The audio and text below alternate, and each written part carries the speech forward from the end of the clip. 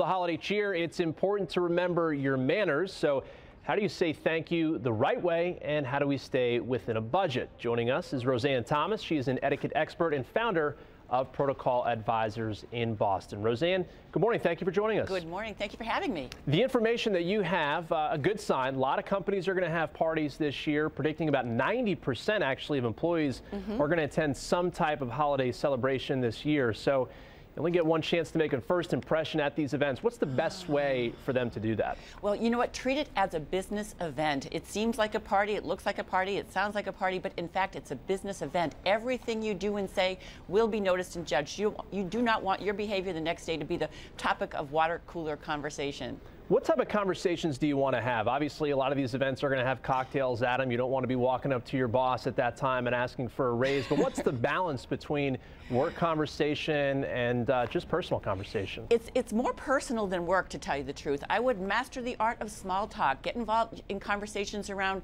activities, movies, theater, arts, books, travel, anything along those lines, restaurants. I would steer clear, actually, of work.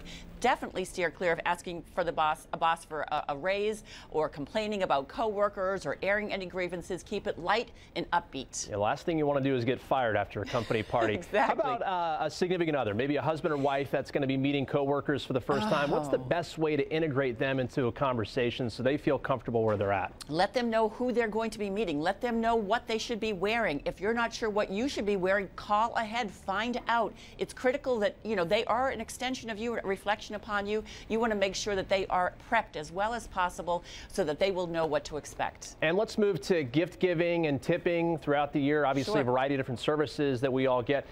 How often are people still doing this? And what types of folks are we really required to tip or should be tipping? Well, you know, we're never required to give a gift. We're never required to give a tip. However, having said that, if you can afford to show your gratitude in that way to one of the people who makes your life so much easier during the course of the year, do it. If you can't, a nice handwritten card with a heartfelt note of thanks is certainly appropriate. But if you can, I do think some of these service people do rely upon tips and gifts. That's another point, because the handwritten thank you, kind of a lost art these days. How much of an impact and a difference does that make? A huge one. Absolutely. You will stand out. So many people say to me, why am I never thanked for the gifts that I'm giving? Do people not receive them? Do they not like them?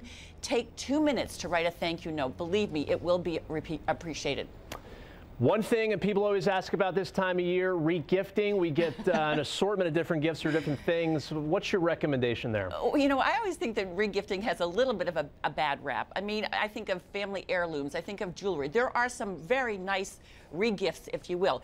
Your intent, the giver's intent, is what you need to be thinking about. If you're just trying to sort of offload last year's fruitcake, then yes, that is not going to go over well with the recipient. But if something that you have that you think that person would like, give it unapologetically. Now, don't say that you bought it, but just say, I thought that you might like this. I thought of you, and give it to them unapologetically. Fruitcake, one of probably the more popular re-gifting items during this season. Roseanne Thomas, we certainly appreciate the time and the perspective this morning. Thanks so much. Thank you.